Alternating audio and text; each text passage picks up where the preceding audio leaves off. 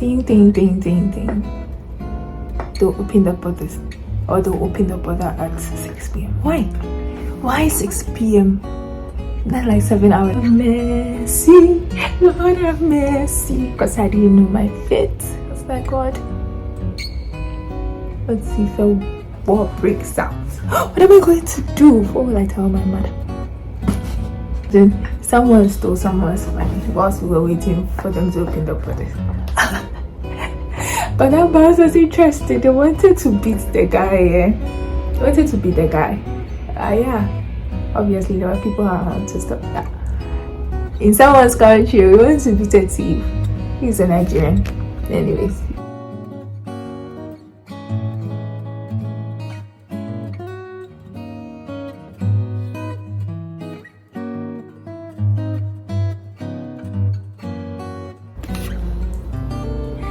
Hi guys, welcome back to my YouTube channel, and I'm so excited. There are 746 of you guys.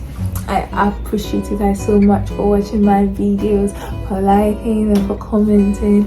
Felicia is so grateful. Felicia is so grateful. Thank you so much and welcome. You're most welcome to my channel. Okay, so in today's video, guess what we're going to do? It's story time. So early this year, guess what? I went to Nigeria. Yes, I traveled to Nigeria. So yes, so this video is just basically about the trip. I traveled by road, yes, and then it was an interesting one. You will love the story. Stick to the end, and then if you've not subscribed, please don't forget to hit the subscribe button, like and share. Okay, so let's get into the gist. All right, so yes, it's story time. I'm sipping some tea. So yes, I traveled by bus, as I said earlier, to Nigeria early this year, and then it was the most interesting, most dramatic trip ever, guys. So yeah, I had to go to Nigeria for a day to do something very urgent, and then probably return the next day. So I booked I had to book my ticket with a bus station called Chisco. Yeah, they are located at Circle and Your Plan Station. Yeah, just around where VIP station is, those in Ghana. Yes. So and I paid like $750. No, but before you book, yes, they will ask you whether you have a passport and if your passport has been stamped before or not. I really don't know the pros and cons of these things or the ins and outs of this for this thing, but yes, they asked me if I had a passport, of which I had it been stamped before. Yes. So if it has never been, if you don't have a passport, I think there's a different price you pay. There's a different amount you pay. If it has been stamped before, you pay a certain amount of money as well. I think they do this. They do this because, you know, when you are traveling across West Africa, you need to prove that yes, you are indeed a resident of any of those West African countries, and most people don't have these identification cards or these forms of IDs. So they sort of take extra money to sort of, I don't want to say bribe or to cover up for that. I think so. I really think so. But I don't know the ins and outs of it. So just like I said. So yes, I had a passport. It had been stamped, but then they ended up taking 750 cedis from me. Checked it was okay. So I booked the day before. I was supposed to get to Nigeria on Monday. How come I've forgotten my trip details? But anyways, I think I set off on a Sunday. It was supposed to be a 12-hour journey, and then I was supposed to be in Nigeria by 5 p.m. on Sunday. I think it was a Sunday. I'm not very sure about that. So yes, so I paid the $750. I got a ticket. The next day the bus was to take off at 7 o'clock a.m. in the morning. Yeah, let me sip some tea.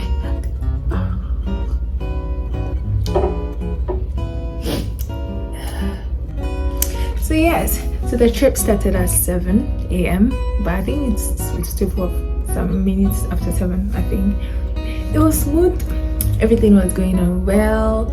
There were Nigerians, there were also some Ghanaians also traveling. They were talking. Me being my usual quiet self, I just wanted to get to Nigeria as fast as I can and get back, because I was really anxious about the journey. I'd never done it before. It was a very long one, and I think I didn't have money enough to book a flight, or I think the prices for flights were ridiculous. 7,000 cities for a 10 flight to Nigeria.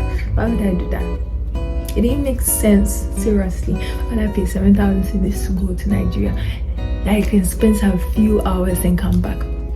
It didn't make sense. So yeah, I decided to go by the route. Yeah. So we started, the journey was smooth, everything was fine. We got to our first border, which was the Aflao border. Yeah, it's a very interesting. So I'm going to insert some videos. So we got to the border, so that's the first stop. They check your passport, and so those of us who had passport, the driver had taken our passports, sent it to the immigration officers. They inspected it, then they stamped it. You now had to fill the, you know, if you traveled, there's this kind of, we've forgotten, health declaration form or something like that. We had to fill it before we crossed over to the border of Togo. Yeah, just together. It's just a wall separating them. So, but people also got down to change money and all those things. So at the Aflao border, you can change money, declare goods, and a whole lot of stuff. So yes, so I'm going to set a video. So it's that we fill those forms, they stand up passports, and we walk straight to the border of Togo.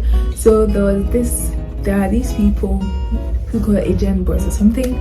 So they were those leading us. So they also took us to the Togo border, and then yeah, smoothly entered Togo. It was just the next building. Now as we are there, that's when the drama starts. They tell us that there's an election going on in Benin, so Benin has closed their border. What did you just say? That Benin has closed their border. So Charlie, what are we going to do? Let me release my hair, because Charlie, from there, brothers and sisters, they said Benin had what? Closed their borders because of their elections and parliamentary election or whatever. But we were like, oh, let's just go. Some of the frequent travelers by road were like, oh, let's just go.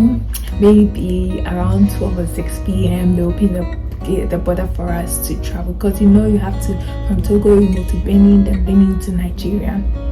So we're like, oh, let's just go. The driver was like, so let me sip some tea.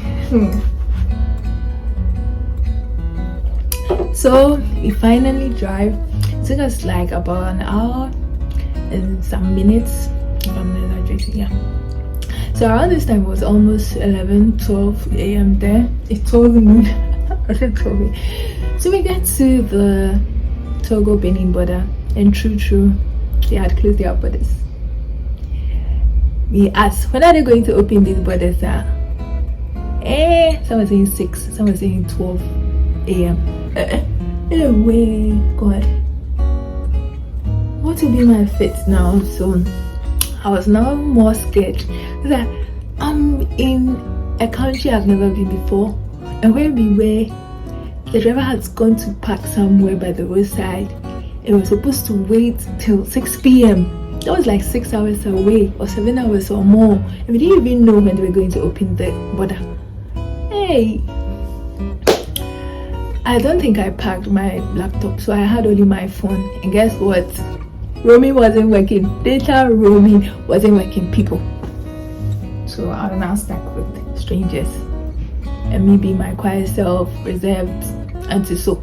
I was sitting in the bus, quiet. Couldn't even go and buy food because of my tummy issues. I was scared. So people got down, they went to get food. People started bonding. There were other buses that had stopped just close to the border and all.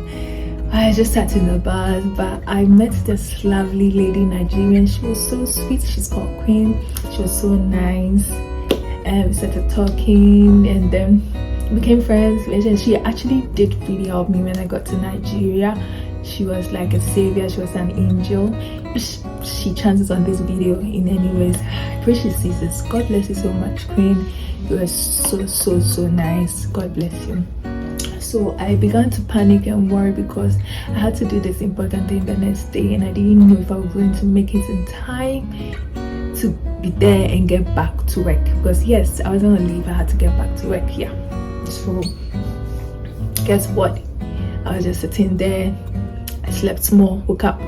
I couldn't do anything on my phone. That's the sad thing. You can't test, you can't cope because data roaming.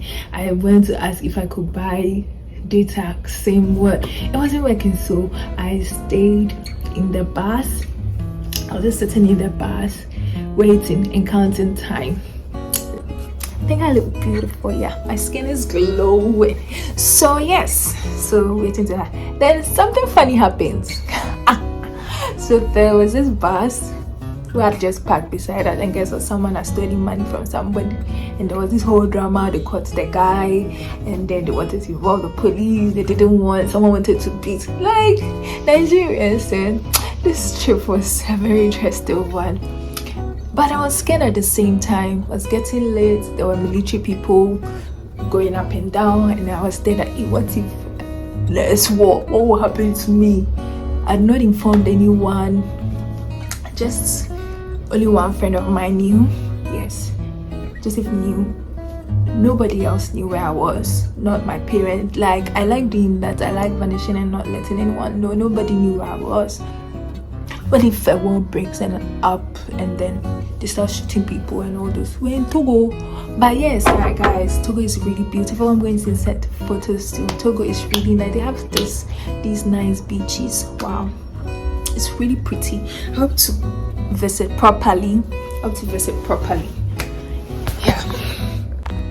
So yeah, so they cut the teeth. And yeah. And then TikTok. It was finally 6 p.m. I was like, yes, you're going to open this hours. You're going to open the borders. It's finally 6 p.m.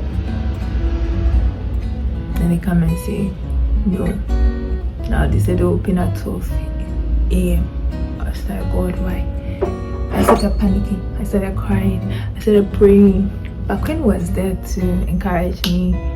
She was really nice because I was so scared. Freaking scared. Yes. My Queen was there. She was so nice. And then TikTok. I went to walk around small to see the market. So many cars had parked waiting to cross the border and everything. So what happened? TikTok. I'm going to insert videos. I didn't take a lot of photo videos, so the car was dark, the whole place was dark. I was scared to step out. My battery, I don't know, I think my battery was about to die, a whole lot of things. So I slept small, but it was so uncomfortable because these buses are like minivans, so you can't stretch your legs, and it's packed. Yeah, bags, yeah, suitcases in the way. So Charlie, I slept. You sleep small, you wake up, sleep small. That's what happened. So I finally woke up hoping, hey, sorry, you're going to open the borders. They're going to another disappointment. Bing. No, now they opened the borders access here. Why? And I think I started crying. At this point, I just started crying. I was like, God, why? Why me? And then 6 a.m. finally came to open the borders.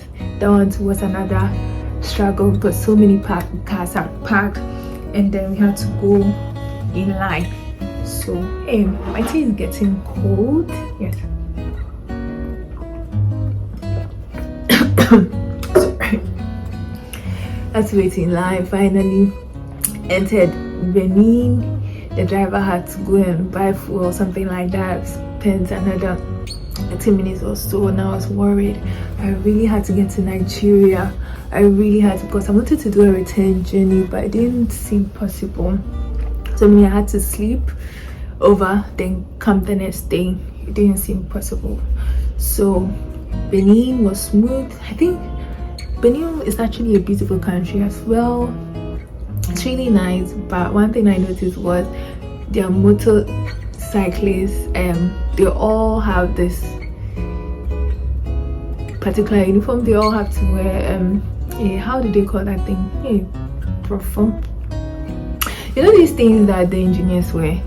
I've forgotten the name. Yeah, they were all wearing that, and then I think they are regulated. So if you're a motor rider, you have to wear that. You have to be in that. Their roads were big and clean and huge and all. It's a French-speaking country, I think. So we didn't get down. We finally reached the popular. Was that the Semu Bada or something like that? I think they call it Semu Bada or Semu Bada. The border between Benin and Nigeria. Yes, so finally I'm in Nigeria. And this was almost like 9-10 o'clock. I'm not sure. I've forgotten what time it is. But yeah. Now we get to Nigeria, another hassle. They will look at your passport again. Those agent people will sort do their thing. Blah blah blah blah blah blah blah blah blah. And yes.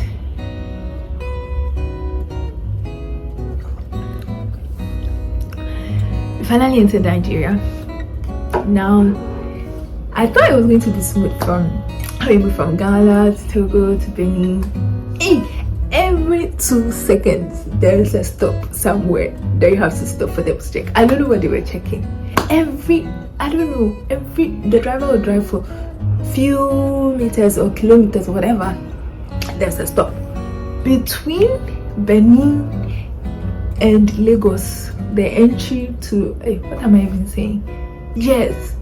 Oh my god, the number of police stops or immigration stops or whatever stops they were or are so uncountable, so uncountable. I don't know if some of them are legal. I don't know, but hey, we're just stopping somehow. They'll stop you, they'll collect something, they'll stop you, collect something. So it's like, it wasn't like this in the other countries. So Nigeria, why? I was finally excited to be in Nigeria. I think the long journey had come to an end. A journey that was supposed to be 12 hours ended up being only God knows how long. But yeah, finally got to Nigeria. I think I'm going to do a part 2 of this. I don't want this video to be so long, so stay tuned for part 2. Okay, don't go anywhere guys. I'm going to definitely do a part 2. Hey, what happened? She didn't come off phone. I'm going to do a part 2 of this story, yes, and then I'm going to tell you just my culture shocks, my first impressions about Nigeria and everything. Yeah, stick around for part 2. But yeah, I also changed money at the Benin Nigeria border, and I gave them 1,000 cedis. I got like 62,000 naira. I was like, why am I getting this plenty money? It was plenty. Why? That's one of the culture shocks. Why is there money plenty? Why? I gave you some few notes, 1,000 cedis. Giving me plenty, and you like that. But yeah, stick around for that. So don't forget to subscribe, like, and share. I love you. See you in part 2.